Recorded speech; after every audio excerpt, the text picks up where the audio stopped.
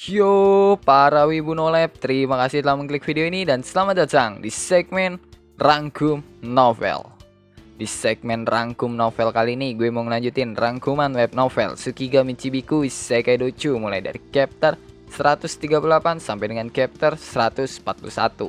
Dan buat lo pada nih yang pengen dukung gue lebih jauh, lo bisa donasiin duit jajan lo ke Sawere gue yang linknya gue taruh di deskripsi. Oke lah cuy, daripada gue banyak bacot, nih lo pada siapin kopi, siapin cemilan, siapin sebatang rokok, dan kencangkan celana dalam. Kalau udah kita langsung aja ke rangkumannya. Chapter 138 dibuka dengan Makoto dan Tomoe yang baru sampai di deretan kursi VVIP. Dan pas Tomoe nyoba buat nyapa mereka, kepala sekolah Akademi Rose Guard langsung nanya, siapa mereka? Dan si kepala sekolah tuh ngomong pakai nada yang ngegas. Tomoe bilang kalau dia dan Bang Koto itu bakal membantu para tamu VVIP buat evakuasi. Tapi perkataan Tomoe malah bikin para tamu VVIP itu jadi curiga sama mereka berdua. Dan Makoto sama Tomoe sih maklum aja ya kalau para tamu VVIP itu curiga sama mereka. Namanya juga di situasi yang kacau begini pasti ya mereka berdua tuh dicurigai. Apalagi mereka tuh orang yang tiba-tiba datang dan nawarin bantuan. Dan Makoto juga bisa ngeliat dengan jelas di kursi VVIP itu selain si kepala sekolah ada Lily, Cyrus, Raja Limia, Joshua, bangsawan Hopeless, dan beberapa bangsawan lainnya. Tapi yang bikin Makoto shock ya karena di situ juga ada si naga cabul ya, siapa lagi gitu kalau bukan Ruth.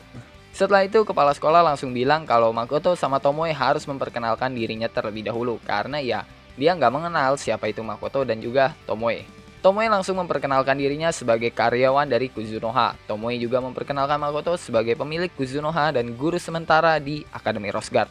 Tapi walaupun Tomoe udah kenalin Makoto, Makoto tetap memperkenalkan dirinya pakai sihir tulis yang bikin kepala sekolah langsung ingat kalau ada guru sementara yang pakai sihir tulis di Akademi Rose Guard.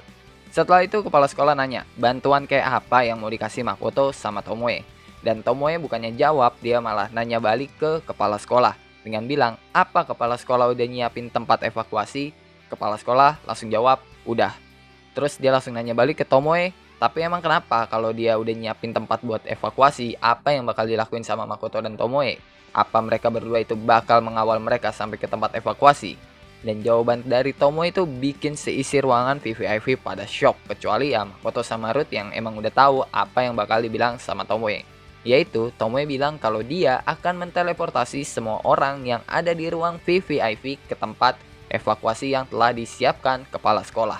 Kepala sekolah dan semua kaum bangsawan yang ada di situ pada nggak percaya sama omongan Tomoe, dan karena hal itu Ruth langsung bilang kalau dia bakal jadi subjek percobaannya Tomoe dengan cara Tomoe harus mengirim Ruth ke salah satu bangku di pojok ruangan pakai sihir teleportasinya yang disetujui sama Tomoe.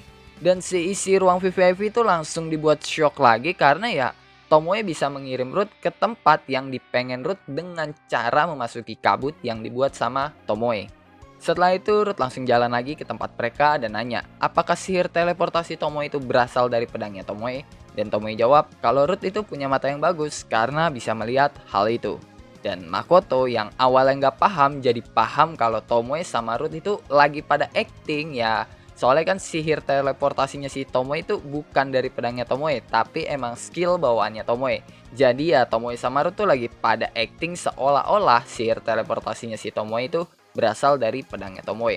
Dan Makoto juga bisa ngelihat semua orang yang ada di ruang VVIP itu langsung natap pedangnya Tomoe yang dalam hati Makoto cuma bilang, dasar bangsawan. Setelah itu Ruth langsung bilang ke para tamu VVIP, kenapa kita nggak menerima bantuan dari Makoto sama Tomoe aja? Dan Makoto nggak nyangka gitu kalau orang pertama yang setuju sama idenya Ruth adalah Lily.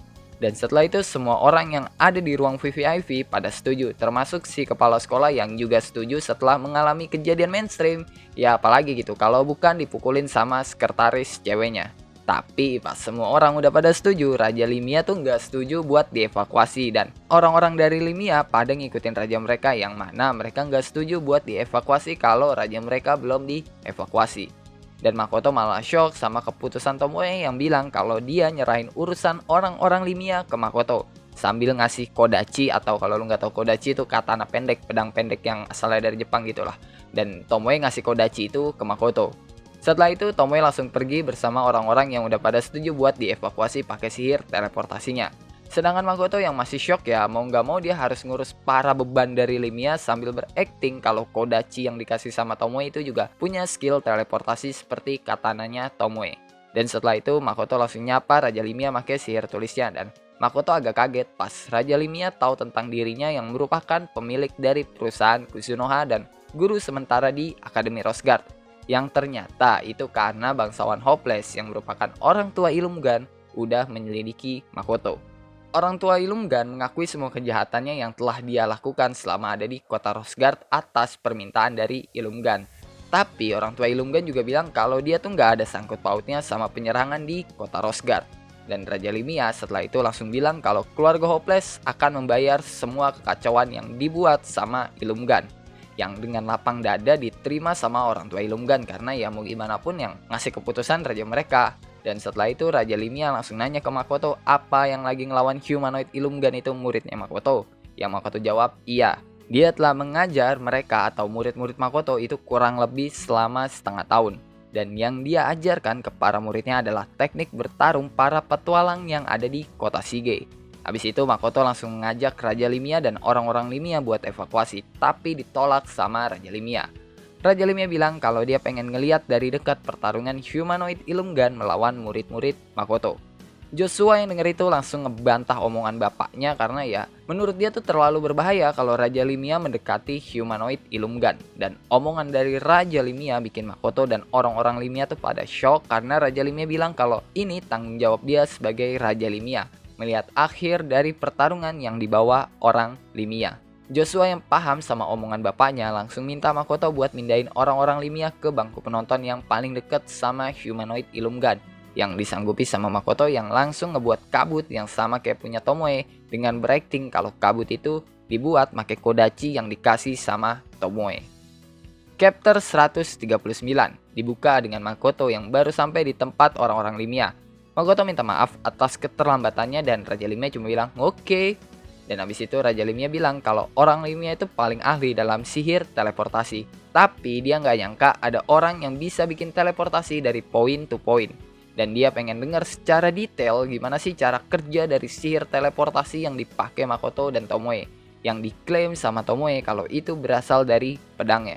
Setelah itu Makoto bisa ngeliat ekspresi dari orang-orang Limia pas ngeliat humanoid Illuminati. Raja Limia kelihatan udah siap dengan apapun yang terjadi. Orang tua Illuminati gemetar ketakutan karena ya atas kejadian ini keluarga Hopeless tuh udah pasti tamat lah. Sedangkan Joshua dia tuh kelihatan kasihan sama Illuminati yang berubah jadi sosok tanpa akal. Orang tua Illuminati nanya ke Makoto apa Makoto ngejual obat yang bisa bikin Illuminati jadi normal lagi. Makoto jawab enggak. Karena baru pertama kali dia ngeliat kasus kayak Illuminati. Jadi dia belum pernah bereksperimen untuk ngebuat obat yang punya fungsi ngerubah sosok humanoid kayak Illuminati jadi balik normal lagi seperti sebelumnya.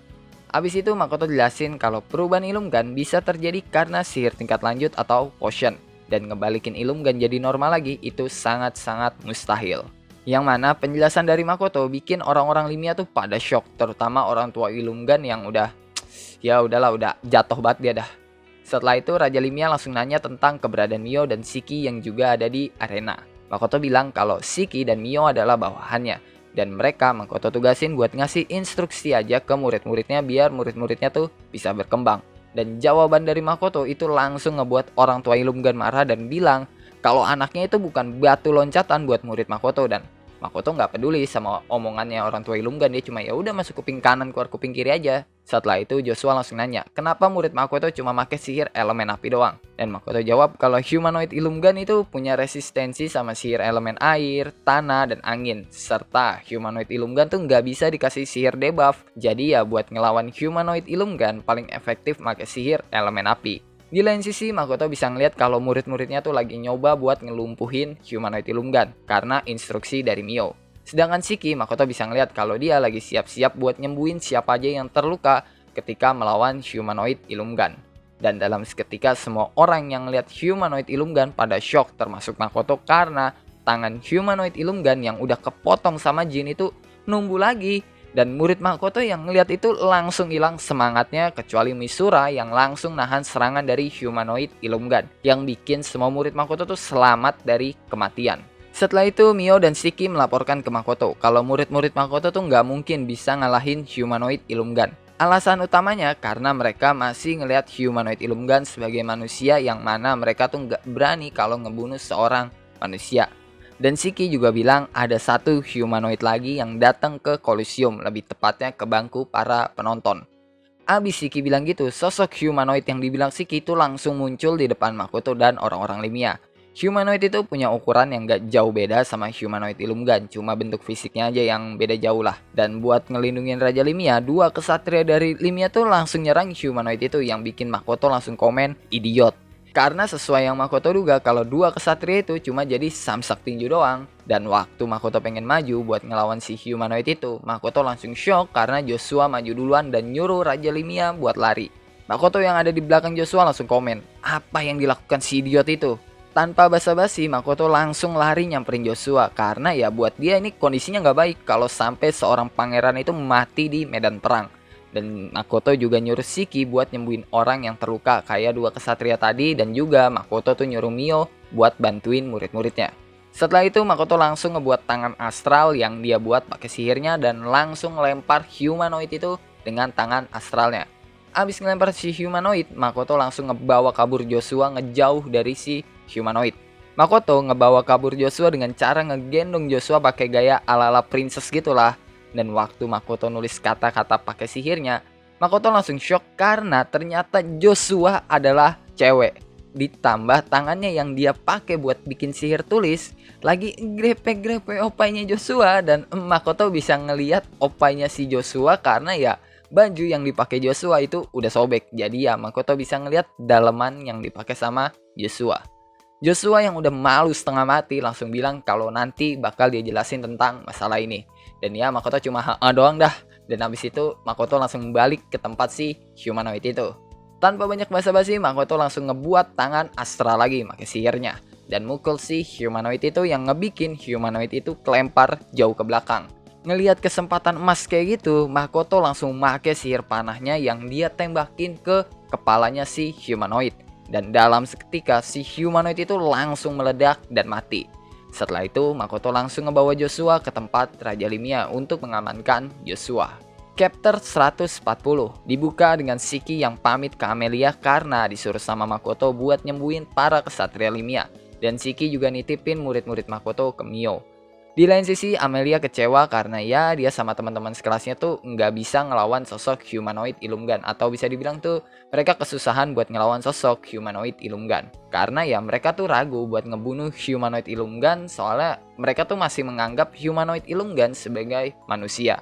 Amelia juga bisa ngelihat kalau semua teman sekelasnya tuh udah pada kecapean karena ya mereka pasti udah pada kehabisan mana, soalnya yang mereka pakai dari tadi itu cuma sihir api yang notabene bukan keahlian mereka menggunakan sihir elemen api, cuma shift doang yang keahliannya sihir elemen api. Jadi yang kondisinya benar-benar masih fit di sini cuma shift. Setelah itu secara tiba-tiba humanoid Illumingan langsung teriak yang teriakannya itu punya efek stun. Ngeliat itu dengan gercep Amelia langsung nyuruh Izumo buat nahan serangannya si humanoid Illumingan karena ya Amelia nggak mau kalau 4 temennya tuh pada mati, dan Amelia juga nyuruh Shift buat ngelapisin panahnya make sihir api Shift. Setelah itu Amelia langsung lari ke tempat si humanoid Illumingan dan lompat sampai ketinggian dia tuh ada di atas kepalanya humanoid Illumingan. Dan tanpa basa-basi Amelia langsung nembakin panah yang udah dilapisin sihir api Shift ke kepalanya humanoid Illumingan. Dan panahnya Amelia tuh langsung nembus dari kepalanya humanoid Illumingan sampai ke lehernya. Dan itu ngebuat humanoid Illumingan langsung tumbang di tempat. Begitu juga sama Amelia yang langsung tumbang karena ya dia kehabisan mana. Setelah itu scene berganti ke tempat Ruth dan Tomoe. Ruth nanya ke Tomoe tujuan Makoto di situasi saat ini, yang cuma Tomoe jawab kalau Makoto saat ini punya banyak pilihan. Ruth yang penasaran banget langsung nanya Tomoe lagi dengan berbagai pertanyaan, tapi Tomoe nggak mau jawab, yang mana itu ngebuat Ruth sadar kalau Makoto tuh orang yang mengendalikan situasi di kota Rosgard saat ini. Setelah itu Tomoe ngasih tahu kalau Makoto udah sedikit berubah, tapi dia belum mutusin apa yang bakal dia lakuin. Dan Tomoe juga ngasih tahu kalau Ruth sama Makoto gelut, mungkin Makoto tuh cuma dapat luka gores doang. Setelah itu Ruth ngasih info ke Tomoe kalau kartu Truth Human yang disebut Imadai udah pada bergerak. Ruth juga ngasih tahu kalau Imada itu garis keturunan manusia khusus yang dapat menggunakan elemen yang bahkan Dewi sendiri nggak bisa menggunakan elemen itu. Setelah Ruth selesai ngasih info ke Tomoe, Tomoe langsung ngusir Ruth biar orang tuh pada nggak curiga kalau mereka punya suatu hubungan. Dan Tomoe juga bilang kalau dia akan nyerahin ke Ruth buat ngurus masalah teleportasi, yang disetujui sama Ruth karena ya dia pengen tuh Makoto berhutang budi sama dia. Ruth juga ngingetin ke Tomoe buat jangan kasih tahu tentang transmisi pikiran dan teleportasi yang dipakai sama Tomoe dan Makoto.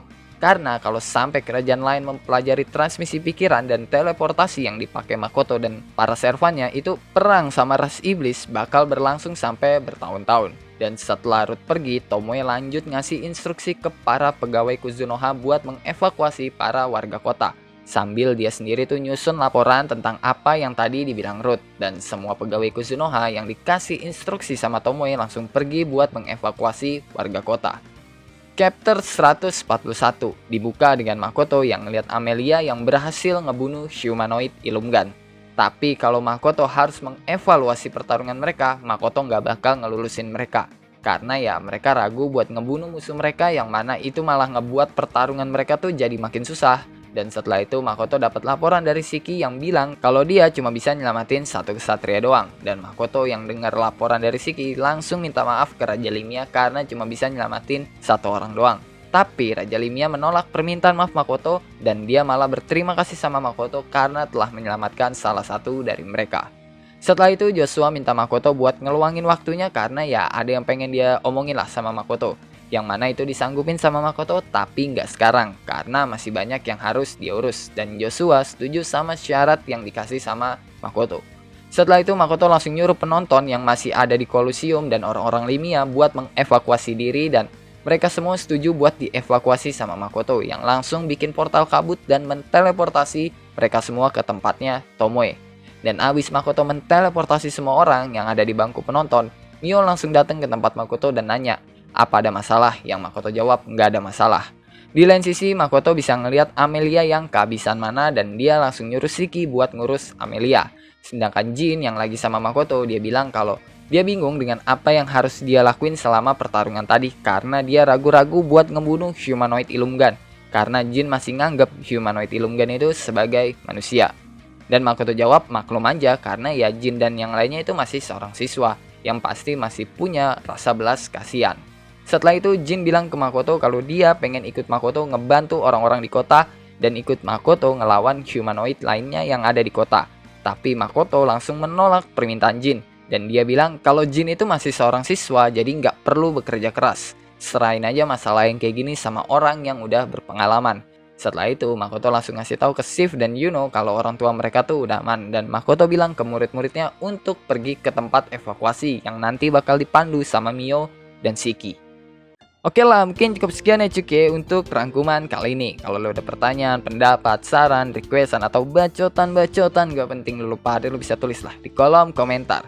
Kalau lo suka sama pembahasan kali ini atau rangkuman kali ini lo bisa tekan tombol like. Kalau lo gak suka lo juga boleh dislike, gue gak maksa lo kocok buat tekan tombol like. Dan jangan lupa ngopi hari ini. Sampai jumpa di video selanjutnya and bye bye.